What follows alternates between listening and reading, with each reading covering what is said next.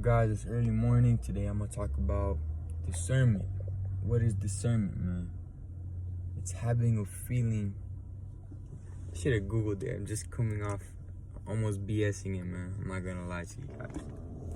So discernment, man, is being able to feel someone else's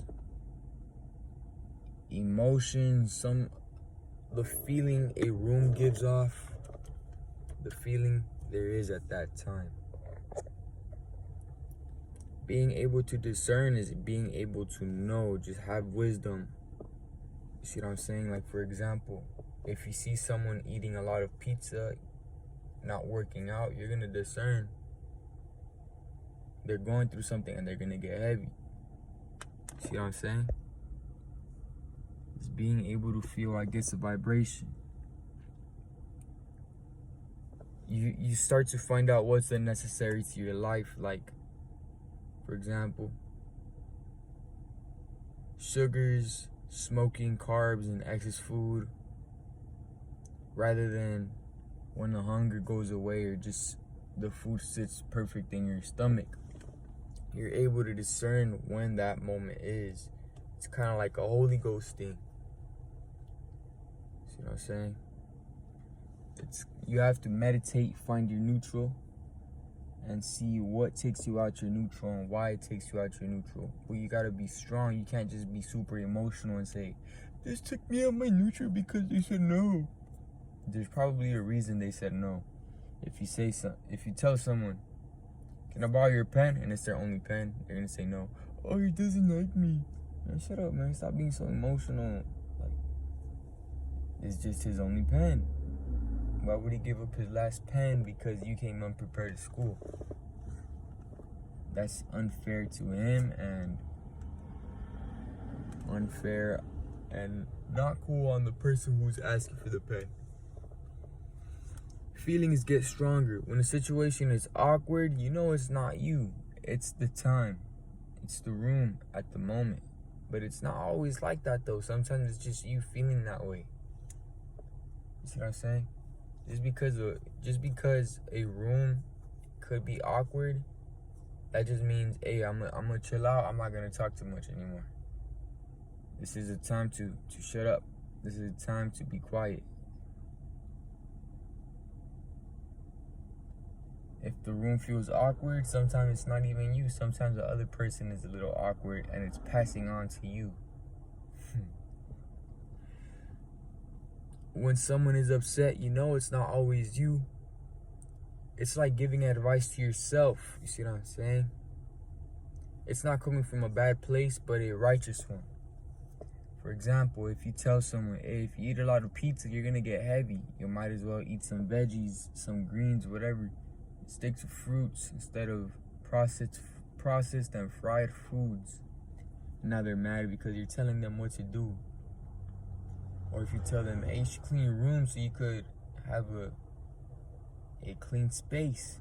A clean space, do your bed early in the morning." Like, man, what are you telling me what to do in my own place? Do you pay my rent? I don't pay your rent, but I'm telling you it's better for you. You can't tell me what to do, man. Stop telling me what to do.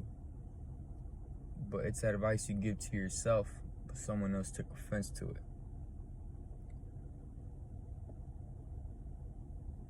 Or when someone is too upset and it feels like a prank. Like, for example,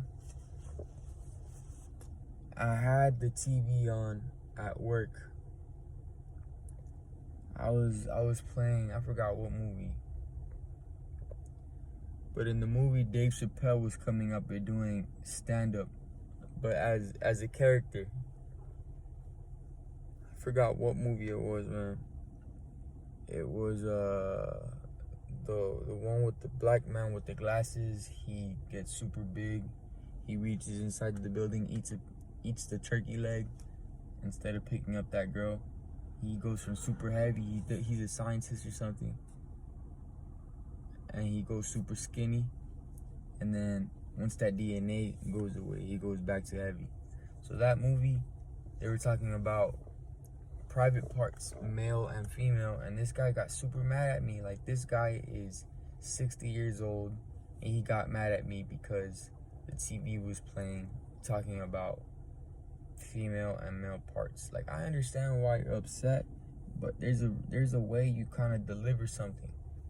You could say, hey, I really don't appreciate the way this came up on TV. Like, I understand you weren't here to change the channel, but you gotta be more careful. That's more of a proper way. But if you say, come here, I need to tell you something.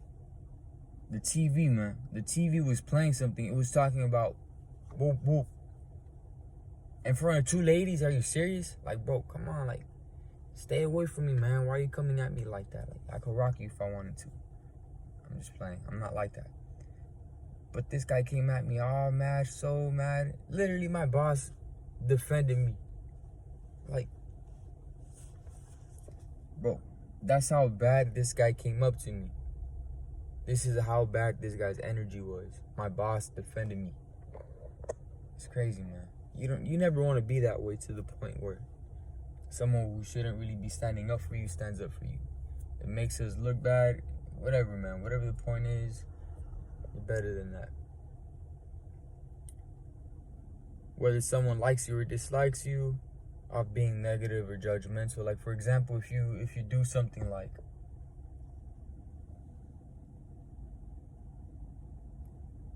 let's say you have a farm at home and you set up an irrigation system out of brown hoses, and someone's like, you did brown, you should have done black. Instead of, you know how when someone's like, oh, you just set these lights up, they look nice, man. Instead of saying, oh, it looks nice, you say, oh, you just set up these lights, why'd you choose this color, man? It looks, I don't know, you see what I'm saying? Advice is advice, but there's a point where how much negativity comes your way from this person. It's obvious they're going through something and they dislike you, or they just dislike you because they're jealous of you, or whatever the case may be, man. You have something deep down inside of you, somewhere spiritually, that is not seen but is felt, that they're jealous of because they don't have that happiness within them.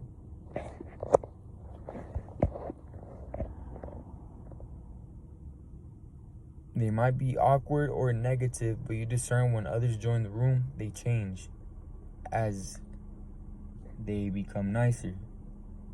They also size you up and listen to what you say from afar to be negative. And you feel like you've met that negative spirit before. For example,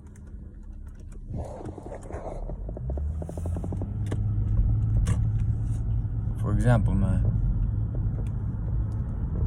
you ever felt like you met someone even though you just, for the first time, when you go to school, for example, it's your first day of class, you're like, this person looks familiar, but it's not that they look familiar, but they act similar to someone else.